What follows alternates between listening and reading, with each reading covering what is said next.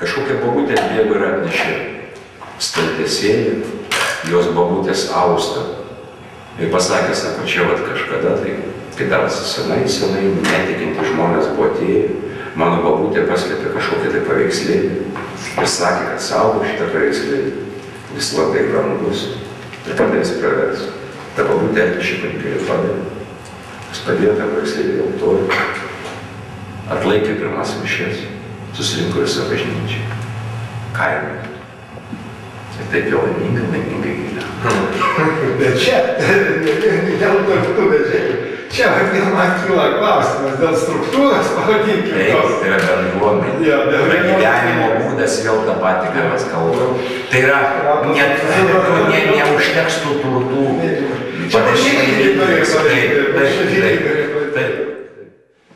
Jūs neskaitėt nė vienos pjesės. Į ką jūs norite dirbti šitoje šventoje vietoje teatre? Tas tiesa, tai pjesės manęs nedomina.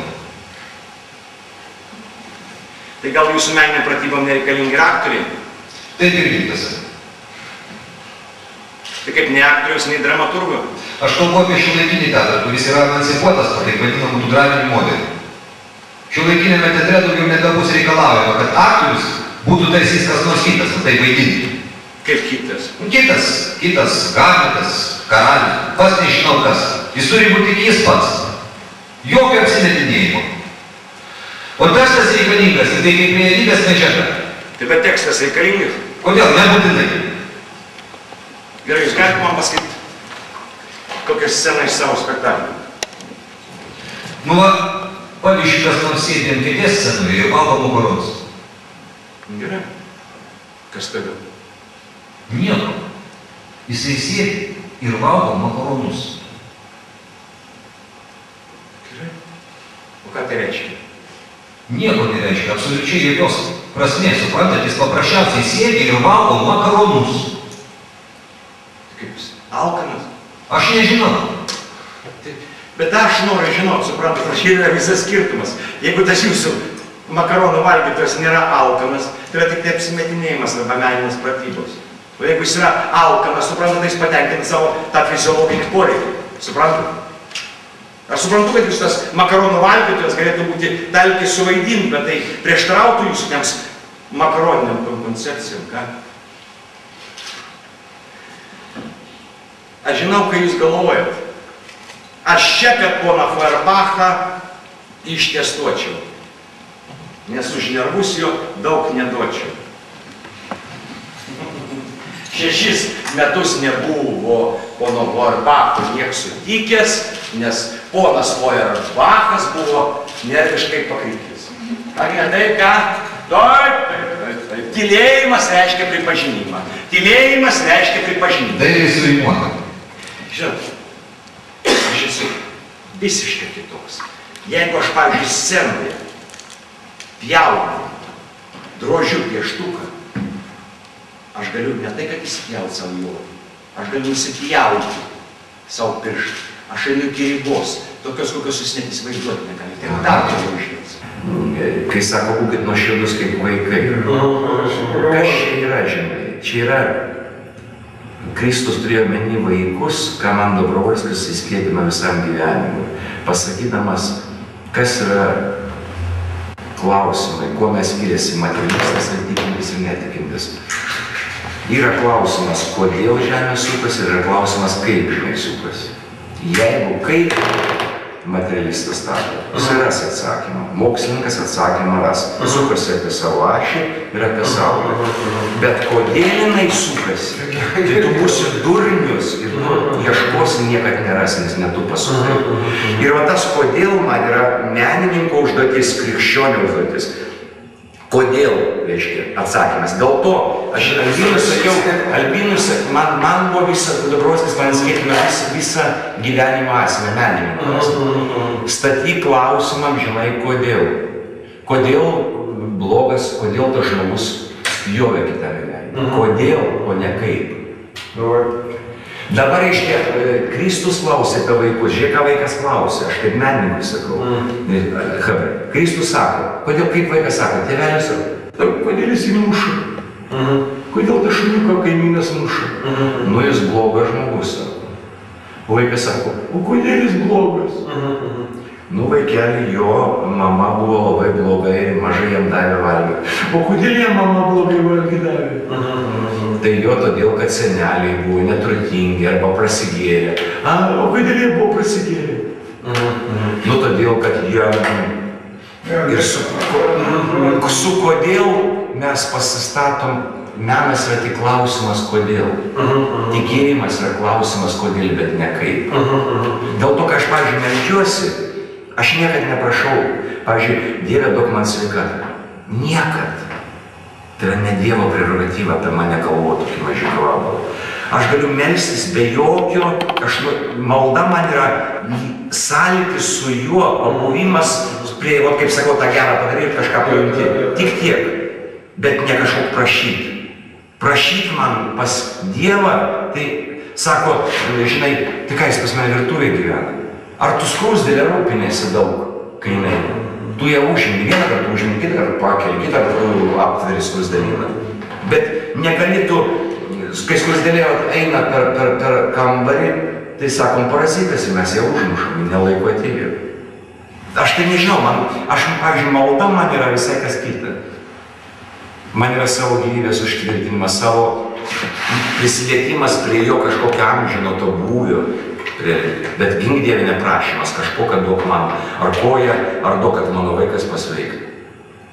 Nu, sunku prieiti prie šito, čia sunku, žmogus gyvenime labai daug. Aš sakyčiau, čia iki to vis tik vatau, sakyčiau, iki to asmeninio ryšio. Nes matai, tuomis yra Dievas, kad tave suknista vabalą jis pažįsta asmeniškai. Va čia yra stebuklas, čia va tai yra, kuom žmogus skiriasi. Kad jis mane pažįsta taip, bet kad aš ar turiu teisę iš jo prašyti, nežinodamas jo kelių, aš Jobas. Jobas, va, atkreip dėmesį. Atkreip dėmesį. Jobas tą klausimą neprašo, jis sako, jis neprašo, Jobas tą klausimą, kodėl? Kodėl jis reikalas išteisiu? Minutė. Klasikinė malda ir sako, viešpatie, jei esu vertas.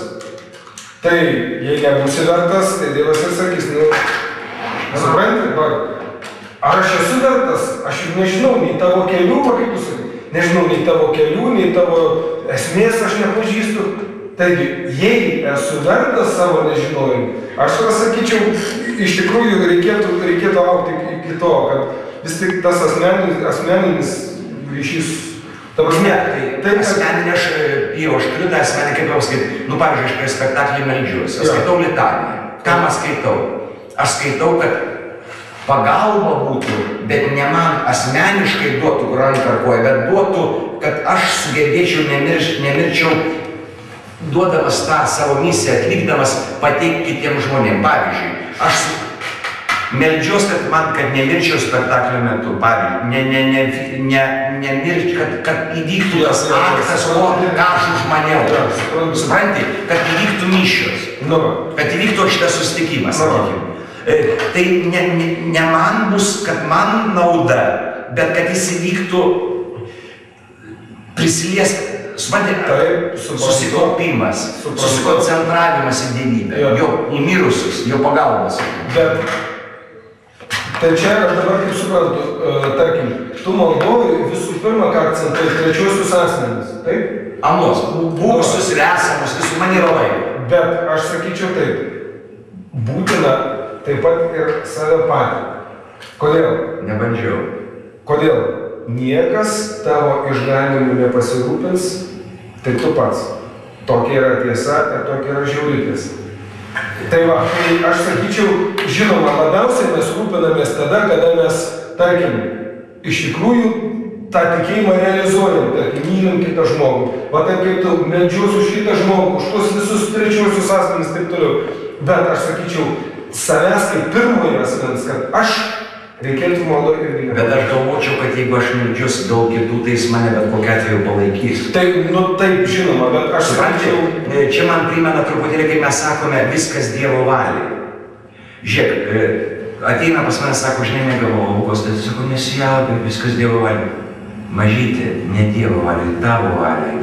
Dievas tave padarė laisvą, davė tau teisę dirbti, davė teisę pasirinkti. Tavo, kaip man atrodo, kad jis mane, reiškia, visas tas matymas, regėjimas, padėjimas yra mano valiui, neatmesk mano valius, bet kai ar įvykdžiau aš tavo užduotį, va čia tada bus tavo valia. Kai aš mirsiu, atidarysiu tas duris, nebijosiu taip, kaip, jeigu aš nebijau savo valios naudot, pasitikėti savimi. Ir kai atidarysiu duris, tai tada pamatysiu, kas ten bus jo. Ar jis mane darys vabalų, ar jis mano energiją paims, ar jis perduos kitiems, tada tavo valiui. O dabar tu man davei teisę pasirinkti, va teisingai, darai dekalogus, darai principus, darai užuodimą, darai supratimą. Bet tas žodis aš šiuo atveju turi figūruoti būtinai. Tas turi omeny. Tai jis ir figūruoja mano darbas.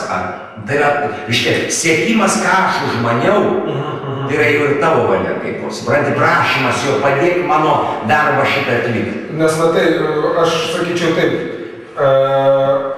aš nesu tikras ar teisingai dabar suprantu, ką tu sakai. Bet aš, pavyzdžiui, yra taip, aš kartais pastebiu žmonėse, ir čia didelis pavojus, kad žmonės kartais sako, aš už save nesimeldžiu, aš už kitus meldžiumus.